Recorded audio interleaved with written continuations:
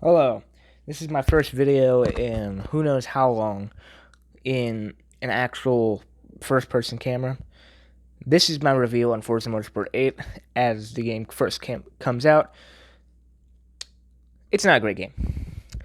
Um, let's first go over the good things. Let's not be negative to start out with. The game feels amazing on wheel. As you can see, we got our wheel here. Um, it looks amazing too. Sounds amazing. The cars feel really nice. Everything about the driving of the game is amazing. And that's really about it, in my opinion. I mean, it's a great game if you just want to drive. But if you're going to play Forza how it should be Forza, and upgrade your cars and do all that kind of stuff, it's not a great game. Let's start out with the negatives. Well, let's go to the negatives. The game is the leveling system with the cars is actually atrocious. When I mean atrocious, I mean like you gotta spend 4 hours of grinding to get your car fully leveled, to upgrade your car fully upgraded. And that should not be there. It should have been just the same thing. If it ain't broke, don't fix it. The game would have been so much better if they would have fixed that. If they wouldn't have done that in the first place. The old Forza system is so much better than that. And the fact that they did that just shows that they don't care about us. They just care about the game being played as long as possible. So they get the most amount of play time, the most amount of stuff being in the game. They just want us to play the game for, it takes 83 days to max out every single car, and this is not even including time setting and menus off the game and cars that will be added in the future. This is just going off of launch day cars, which is terrible. It is atrocious. And the fact that they even did that is just so disappointing. And, the game could have been so much better if they did that. If they just wouldn't have done that. I mean, I am not speaking properly right now. Now let's continue on to the car list. The car list has less cars than Forza Motorsport 7, and most of the cars are recycled from the game. Obviously, added some cars that should have been in Horizon instead of this game, like the Pininfarina Batista, or the Mark 8 Golf. We're finally getting the Golf in Horizon 5 as a DLC car. It should have been a festival playlist car, man. And I mean, it should. They should have. There's so many cool cars they should have added. The amount of cars they added doesn't really seem that much. I mean, they removed a whole bunch of very iconic and really nice cars. For example, the 64 Impala and the 57 Chevy Bel Air, which is my baby. The 57 Chevy Bel Air is my favorite car. I have plenty of them. Here, let's grab this. I love this car. Beautiful car, one of the most iconic cars ever made. Iconic drag car, too, which we'll get to that later, drag racing. It is not great. But the fact that they really did that, they removed so many cars, they don't add very many cars. At least, race cars, it seems like. I don't exactly memorize this Forza Motorsport 7 thing, but a lot of them were in Motorsport 7. And, I mean, they added some great cars. Like I said, the Pininfarina Batista and the Mark 8 Golf, which I'm not a big fan of the Golf in general, apart from, the Mark 1. But, I mean, it's a great car, and it should have been added instead of that 2021 wannabe, which is not even the right year for that car. It is...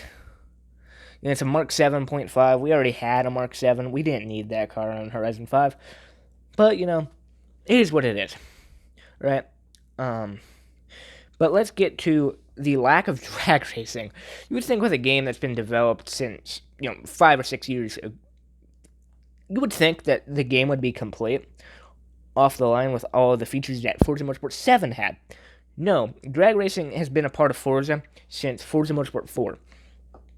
Probably actually, I haven't played Motorsport 3 and before that, but I know it's been in the game since Motorsport 4. And it's been in every Forza title, including Horizon, since then. And the fact that it is missing day one and being added later on as a thing to bring the community back after they realize how bad the game is really disappoints me. It truly does. Like, I have never been more disappointed with that. I thought Horizon 4 was disappointing. But, this game has been hyped up for years. And the fact that we're missing that is crazy. And my last point here, and I could be missing points, you could talk about this in the comments. The fact that we're missing some of the most iconic tracks in history, like Daytona International Speedway, the Alps, which has been a staple of Forza since, Forza Motorsport 4. It was in the trailer for Forza Motorsport 4. And, the Top Gear Trest track, all that kind of stuff. Virginia International, that really wasn't that popular track. I have actually never raced on that track in previous Forza games. But the fact that it's not there is crazy. And I know I'm losing a lot of this stuff, but the fact that Daytona is not in Forza Motorsport 8 is crazy. And we're going to get to something else. Nürburgring is in the game, but it's the GP circuit and the short circuit.